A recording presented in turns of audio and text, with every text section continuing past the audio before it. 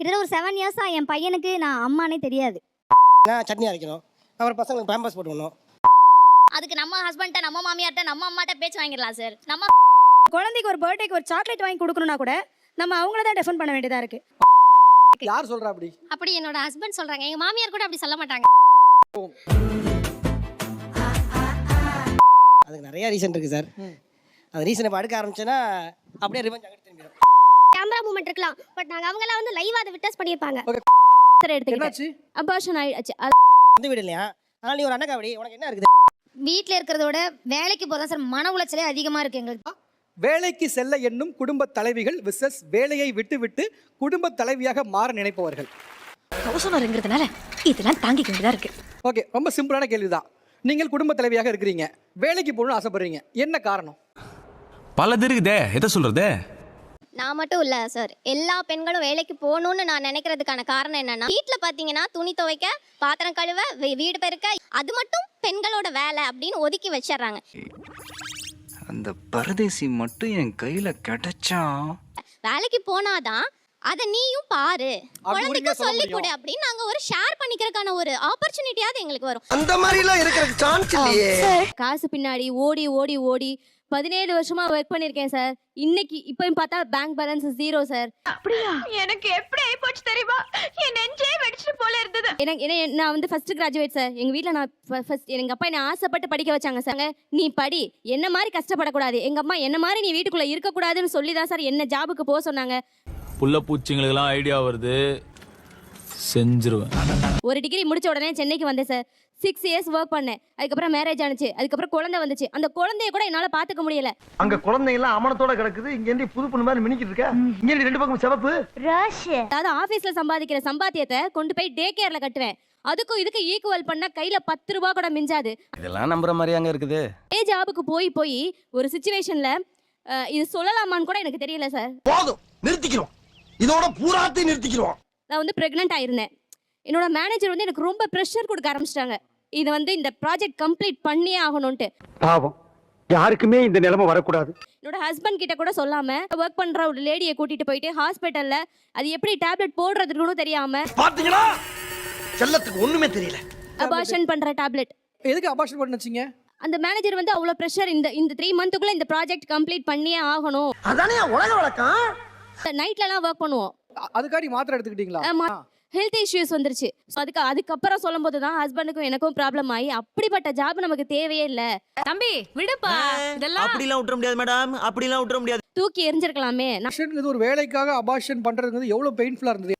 அத வேற ஞாபகப்படுத்திட்டீங்க, நெஞ்சமெல்லாம் பொண்ணா இருக்கு தம்பி. அந்த சிச்சுவேஷன் சார், ஃபேமிலியில இருக்க ப்ராப்ளத்துல நாங்க ஃபர்ஸ்ட் டைம் சென்னைக்கு வரும்போது என் ஹஸ்பண்டுக்கு எந்த ஜாபுக்குமே கிடையாது. என்னோட ஜாபை மட்டும் தான் நம்பி தான் நாங்க இந்த சென்னைக்கே வந்தோம். ரொம்ப கஷ்டம் ப்ரோ, ரொம்ப கஷ்டம் ப்ரோ. அதுக்காகவே கவுன்சிலிங்லாம் கொடுப்பாங்க. நீங்க எப்படி உண்மையே சொல்லணும்னா அப்ப எனக்கு வந்து எந்த ஃபீலிங்ஸுமே இல்ல சார். 6 o'clock ஆஃபீஸ் விடுறாங்க அப்படின்னா எந்த ஆஃபீஸ்லயுமே 6 o'clock விட மாட்டாங்க sir. Extra 2 to 3 hours work பண்ணணும். ஒரு திருடை மாதிரி தெரியாம வரணும் சார். ஆள் யாருன்னு மட்டும் சொல்லு, அவன நசுக்கி தூக்கி எறிஞ்சிடுறேன். என் பிள்ளை டே கேர்ல இருக்கும். அங்க ஒர்க் பண்ற அந்த சர்வீஸ் லேடி, இதுக்கு மேல எனக்கும் பிள்ளை இருக்குமா, நான் எடுத்துட்டு போறேன், எங்க வீடு இந்த தெருமுக்கத்துல இருக்குது, நீங்க வந்து கூட்டிட்டு போறீங்களா அப்படின்னு சொல்லுவாங்க. அந்த மனசு இருக்க, அதான் கடவுள். புள்ள மட்டும் அந்த கேட்ல நின்னுக்கிட்டு நம்ம அம்மா எப்ப வருவாங்கன்னு பாத்துக்கிட்டே இருப்பாங்க. 9 o'clock தான் பிக்கப் பண்ணுவோம். எக்ஸ்ட்ரா டைமுக்கு எக்ஸ்ட்ரா பேமெண்ட் பண்ணணும். என்னடி சொல்ற, நீ என்ன சொல்ற? இஃப் ஐ மை பீரியட்ஸ் அதனால போக முடியாதுன்னு சொல்ல முடியாது. எவ்வளவு ப்ளீடிங்கா இருந்தாலும் நான் போய் தான் ஆகணும். வீட்டுக்கு வந்து என்னோட வேலையை பார்த்து தான் ஆகணும். அங்க பிறந்த பொறப்பு அப்படியா? அந்த ஸ்கூட்டியை ஓட்டும் போது பல்ல இருக்கா, மேடு இருக்கா, என் பிள்ளை என்னாச்சு அப்படிங்கிற ஒரு பயத்துல போய் பிக்கப் பண்ணிட்டு வருவேன் சார். காலைல எந்திரிச்சதுலேருந்து குழந்தைய ஸ்கூலுக்கு அனுப்பி பாத்திரத்தை விளக்கி துணி துவச்சி காய போட்டு எல்லாமே நம்ம வீட்டில் இருக்கிற எல்லா வேலையும் பண்ணாலுமே ஒரு வார்த்தை வருது சார், சும்மா தானே இருக்க நீனு. நாம் யாருக்கு என்ன தீங்கு செய்தோம், நமக்கு மட்டும் ஏன் இப்படி எல்லாம் நடக்கிறது? யாருக்கு வருது? ஹஸ்பண்ட் கிட்ட இருந்து வருது சார். 1.5 வருஷத்துக்கு முன்னாடி வரைக்கும் ஒர்க் பண்ணிட்டு இருந்தேன். அது ஸ்ட்ரெஸ்ஸா இருக்குன்னு வேலையை விட்டேன். கடைசியில் எனக்கு இந்த ஸ்ட்ரெஸ்ஸுக்கு அந்த ஸ்ட்ரெஸ்ஸே பரவாயில்லன்னு தோணுது சார். வாழ்க்கைனா சில அடிகள் விழத்தாச்சு. இப்ப சும்மா தானே இருக்கீங்க, வந்து ஹஸ்பண்ட் இருந்து வருது, வேற யார்ட்ட தான் வருது? அம்மா மாமியார் எல்லாரும் அப்படி இருக்கீங்களா? மூஞ்சியும் முகர கட்டையும் இந்த மூஞ்சில முடிச்சா பொடிக்கு போயில சிக்குமா? நம்ம ஒரு இதுக்கு போனாலே சரி, இப்போ என் தங்கச்சி ஒர்க் பண்றா அப்படின்னா அவளுக்கு கொடுக்குற மரியாதை இருக்கட்டும், எனக்கு கொடுக்குற மரியாதை இருக்கட்டும், அது கொஞ்சம் டிஃபர் ஆகும்ல சார். பொன்னியா மனசு இல்ல. கண்டிப்பா இன்னும் சொல்ல போனா அம்மா கிட்டயுமே தன்மானம் காக்கப்படணும்னா வேலைக்கு போனாதான் முடியும் அப்படிங்கிறாங்க. வீட்டில் இருக்கிறத விட வேலைக்கு போகிறதா சார் மன உளைச்சலே அதிகமாக இருக்குது எங்களுக்கு தெரிஞ்சு. ஏன்னா வீட்டில் ஃப்ரீடம் கிடைக்கும், வேலை செஞ்சுட்டே இருப்போம், குடும்பத்தை பார்ப்போம், குழந்தைங்கள பார்ப்போம், இப்படியே இருக்கும்.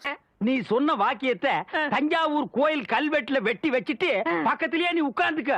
ஏதாவது ஒரு இடத்துல ஒரு தலைமையை வந்து உருவாக்கப்பட்டனா பரவாயில்ல, 2 தலைமையும் ஏற்கும்போது ரொம்ப கஷ்டமாக தான் சார்.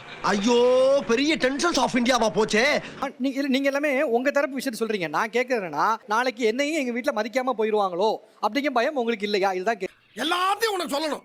மீசியை வச்சுதான் கேட்டுக்கிட்டே இருக்காயா கேள்வி. குடும்பத்தை சிறப்பாக செஞ்சாக்கா அந்த பயம் இருக்காது சார். அவங்க நம்மள ரொம்ப ஆதரிச்சுப்பாங்க சார். இல்லங்களும் நீங்க சொல்ற மாதிரி வாரத்துக்கு 3 தடவை மாவு அரைக்கிறாங்க, 4 தடவை ரைஸ் மில்லுக்கு போறாங்க, 2 தடவை தோசை போடான்னு செய்றாங்க. இருந்தாலும் கூட நீ வீட்டில் தானே இருக்கேங்கிற மரியாதை இல்லாம இருக்கு. ரைட்டா? நானே வந்து மாட்டிக்கிட்டனே. இதே போல 3 தடவை மாவு அரைச்சு 4 தடவை ரைஸ் மில்லுக்கு போய் 2 தடவை தோசை ஊற்றி எல்லாம் பண்ணாலும் நாளைக்கு மரியாதை இல்லாம போயிருமோங்க பயம் உங்களுக்கு இருக்கா இல்லையா? வந்து இப்ப நான் என்ன உங்கள்கிட்ட சொல்றது?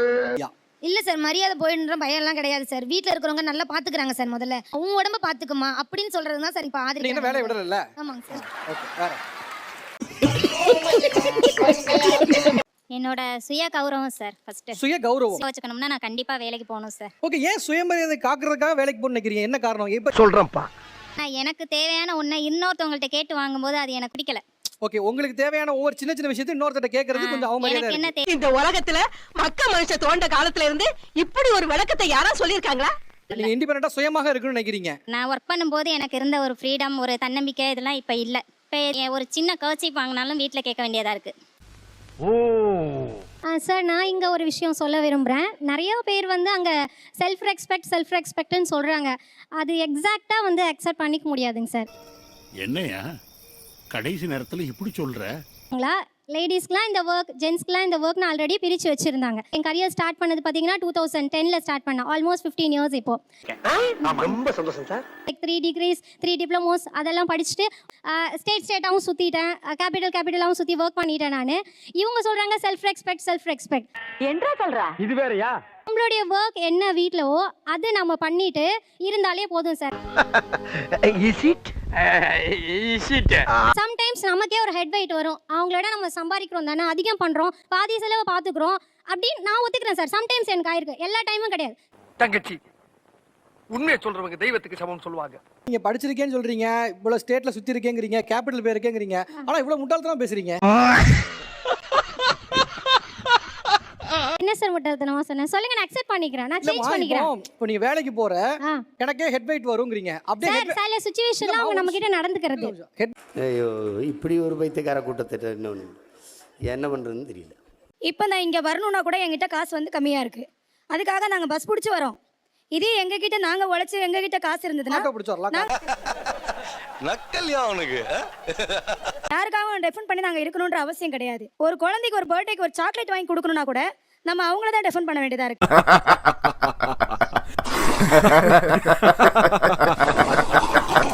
சார், வேலைக்கு போனால் அங்கே ரெஸ்பெக்ட் இருக்குன்னு யார் சார் சொல்கிறா? அங்கேயும் இதே கான்செப்ட் தான். வாங்குற சேலரிக்கு வேலை பார்க்குறீங்களான்னு ரெஸ்பெக்ட் இல்லாமல் தான் பேசுகிறாங்க. அதெல்லாம் நீ சொல்லக்கூடாது. ஏன் சொல்ற நீ? அதெல்லாம் நீ சொல்லக்கூடாது. அதுக்கு நம்ம ஹஸ்பண்ட்ட, நம்ம மாமியார்ட்ட, நம்ம அம்மாட்ட பேச்சு வாங்கிடலாம் சார். ஈக்குவேட் பண்ண கூடாதுல்ல. பிரச்சனைனா அது தப்புன்னு சொல்றோம்.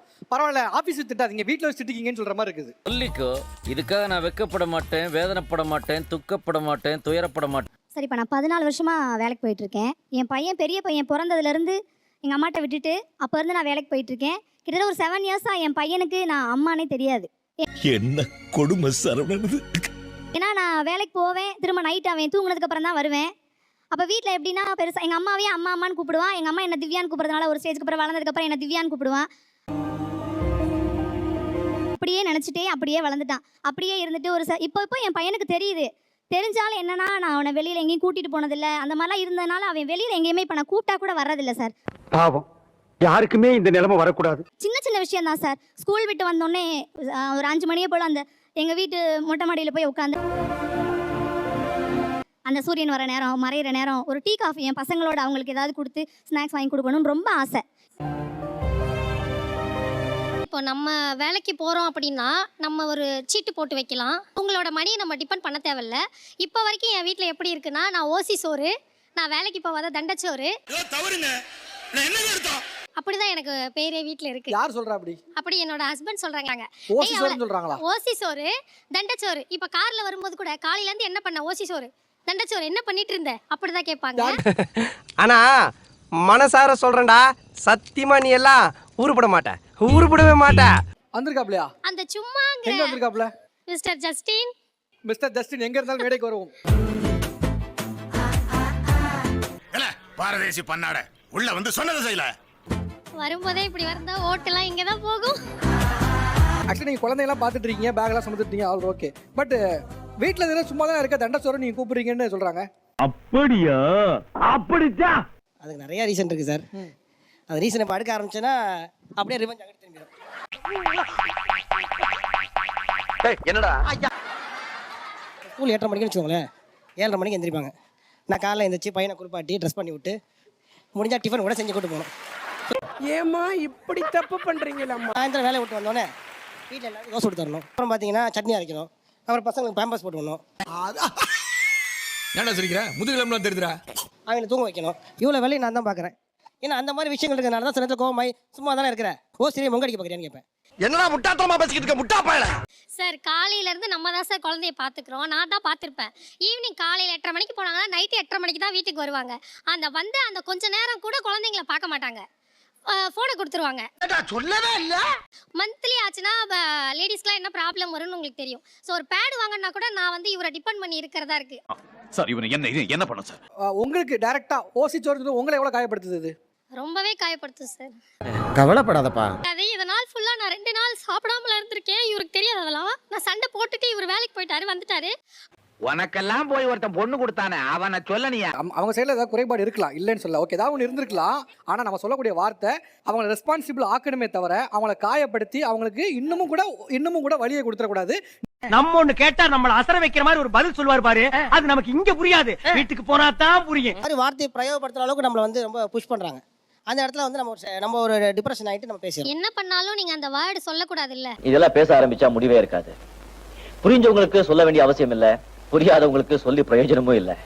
ஓசி சோறுன்னு உங்க தங்கச்சியே ஒருத்தவங்க, உங்க மாமியாரோ உங்க வீட்டுக்காரோ ஓசி சோறு தண்ட சோறு சும்மா இருக்க வேலைக்கு போயிருந்தா அந்த மாதிரி சொல்ல மாட்டாங்க. இப்ப ஆப்போசிட்ல இருக்க லேடிஸை யாரையும் தண்ட சோறு ஒரு வார்த்தை சொல்ல முடியாது, ஏன்னா அவங்க வேலைக்கு போறாங்க. அந்த அறையில தான் அவ முகத்துல ஒரு வித்தியாசமான மாற்றத்தை நான் கவனிச்சேன். வேலைக்கு போக பல வார்த்தையெல்லாம் வாங்குவோம் மேம். தண்ட சோறு மட்டும் இல்ல, நீங்க டார்ச்சர் பத்தாது ஓன் டார்ச்சர் வேற. ஏன் போட்டு உயிரை வாங்குற? இப்போ ஒரு வார்த்தை ஞாபகப்படுத்தி விட்டாங்க, அதையும் நான் சொல்லி விடுறேன். என்ன அண்ணக்காவடின்னு சொல்லுவாங்க. ஏன்னா வீடு இல்லையா, சொந்த வீடு இல்லையா, அதனால நீ ஒரு அண்ணக்காவடி உனக்கு என்ன இருக்குது அப்படின்னு கேட்பாங்க. அதுக்கு என்ன சொல்லுவீங்க? உன் பொண்டாட்டி மட்டும் இல்ல, பொண்டாட்டின்னு வந்துட்டாலே அவளுங்க வாயை கட்டவே முடியாது. தண்டச்சோறு எவ்வளவு ஹாஷா இருக்கோ அதை விட அன்னக்காவடி ஹாஷ் தானே. அவர் குடும்பத்தான ஓடுறாப்ல. ஆனால் இந்த வார்த்தை தவறானது. எப்படி உங்களை அன்னக்காவடி சொன்ன தப்போ அதை விட அது ரொம்ப தப்பு. தயவுசெய்து மாத்திக்கங்க. ரொம்ப அருமையா சொன்னீங்க கேப்டன். நம்ம சொன்ன வேற என்ன விஷயங்களை இழக்கிறீங்க? இப்போ அவங்க எல்லாம் ஃபீல் பண்றாங்க ஃபினான்ஷியல் ஃப்ரீடம் இல்லன்ட்டு. கரெக்ட்பா. நாங்க எல்லாமே வர்க் பண்றோம். ஆனா நாங்க எல்லாமே குழந்தையோட ஃபர்ஸ்ட் மூமெண்ட்ஸ் இருக்குல்ல சார், அந்த தவழ்ற ஸ்டேஜ்ல இருந்து குப்புற விழற ஸ்டேஜ்ல இருந்து பேசுற ஸ்டேஜ்ல இருந்து நடக்கிற ஸ்டேஜ், நாங்க எல்லாமே வர்க்கிங் பர்சன் மிஸ் பண்ணிட்டோம் சார். நீ கேட்ட ஒவ்வொரு கேள்வி என்ன செருப்பால் அடிச்ச மாதிரி இருக்கு. கேமரா மூமெண்ட் இருக்கலாம், பட் நாங்க அவங்க எல்லாம் லைவா அதை விட்னஸ் பண்ணிருப்பாங்க. ஆமாப்பா. எனக்கு பயம் இல்லை சார். ஏன்னா அந்த பிரமிட்ல பேசிக்கே உங்களுக்கு சாப்பாடு, ரெஸ்ட், உங்க உடம்ப பாத்துக்கிறது, அந்த சுயமரியாதை அடுத்த லெவல் ஆஃப் பிரமிடு. அந்த பேசிக் பிரமிடே இங்க ஆட்டங்கண்டுருச்சு. அதனால அதுல பேசிக் வேணும்னு நாங்க ஆசைப்படுறோம். ஒரு மனுஷனுக்கு சொன்ன மாதிரி உணவு, உடை, இருப்பிடம் தான் முக்கியம். ஜப்பான்கார என்னென்னமோ கண்டுபிடிக்கிறா, நான் எதை கண்டுபிடிச்சிட்டு வந்துக்குது. இப்போ ஒன்றும் இல்லை, உங்களுக்கு உணவு, உடை, இருப்பிடம் மூணையும் கொடுத்துட்டு உங்களை அடிமைமா நடத்தினா ஓகேவா? அப்படி கேளுங்க, அறிவு வரட்டும். நீங்க வேலைக்கு போனாலும் நீ வீட்டை எப்படி வச்சிருக்க பாரு. ஆமா, அப்ப இந்த மூணையும் கொடுத்துட்டு உங்களை என்னவா நடத்தினாலும் ஓகேங்க ஆயிடும்ல. அது எப்படினாலும் நடத்துறாங்க. வேலைக்கு போனாலும் அதே தான் நடத்துறாங்க. அதனால தான் வேலைக்கு போகலன்னு சொல்றோம் நாங்க. இது சரியான பதில் இல்லையே. வேலையை விட்டுட்டு அப்ப வந்தா விட்டுட்டு வந்தாலும் அட்லீஸ்ட் எங்களையாவது பாத்துக்குவோம். எங்களுக்கான மீ டைம் இருக்கும், நாங்க எங்களை கேர் பண்ணிப்போம். இதெல்லாம் எப்படின்னு எல்லாம் தொலைநோக்கு பார்வையோட போகணும்டா. வீட்டுல முழுமையா ஒரு அம்மாவா இருப்போம். இப்ப அம்மாவாவும் இருக்க முடியாம, வேலையில இருக்க பிள்ளைங்களை பத்தி நினைச்சு வேலையிலயும் உருப்படியா இருக்க முடியாம ஒரு திருசங்கு சொர்க்க நிலையில இருந்துட்டு இருக்கோம். இவ்வளவு நாளா இது தெரியாம போச்சு. என் குழந்தைங்க கூட இருக்கணும், இன்னும் கொஞ்சம் அவங்க கூட இருந்தால் படிக்க வச்சிருப்பணும். நான் நிறைய புத்தகங்கள் படிச்சிருக்கேன், நான் ஊருக்கெல்லாம் சொல்லி கொடுக்குறேன். என் பசங்களுக்கு என்னால் எதுவுமே சொல்லி தர முடியும். நீ சொல்றதெல்லாம் வாஸ்தவம் தான்டா. அதான் வேலைக்கு போயிட்டு வந்தாலும் அவங்க என்ன சொல்லுவாங்கன்னா உன்னால முடியலன்னா வேலை விட்டுருவாங்க. ஆனா நம்ம விட மாட்டோம் அப்படிங்கிற தைரியத்துல தான் அவங்க அப்படி சொல்றது. ஐயோ புதுசு புதுசா கிளப்பி விடுறாங்களே. எங்க வீட்ல என்னோட ஹஸ்பண்ட் என்ன சொல்லுவாருன்னா, நீ தோசை ஊத்துனாதான் எனக்கு பிடிக்குது அப்படின்றவாரு. அப்ப என்ன பண்ண முடியும்? ஆபீஸ்ல கூட அந்த ஒர்க்கை வேற யாராவது ஒரு ஆல்டர்னேட் ஏதாவது பண்ணுவாங்க. வீட்ல யாருமே ஆல்டர்னேட் பண்ண முடியாது. அதை ஆனா எதையுமே மறைக்காம நீ ஒரிஜினலா இருக்க பத்தியா? வீட்டு வேலையிலயும் பெர்ஃபெக்ட்டா இல்ல, ஆபீஸ் வேலையிலயும் பெர்ஃபெக்ட்டா இல்லாம மனசு போட்டு ரொம்ப அடிச்சுக்குது. சின்ன சேனல் எதா இருந்தாலும் அது கொஞ்சம் ஆதரவு கொடுங்க. உங்க பொண்ணான கையை கொண்டு அந்த பெல்லில தட்டிடுங்க. அவங்களுக்கு சப்ஸ்கிரைபர் 5-10 ஏறுனா அவங்க மனசு சந்தோஷப்படும். அவங்க வீடியோவும் பாருங்க.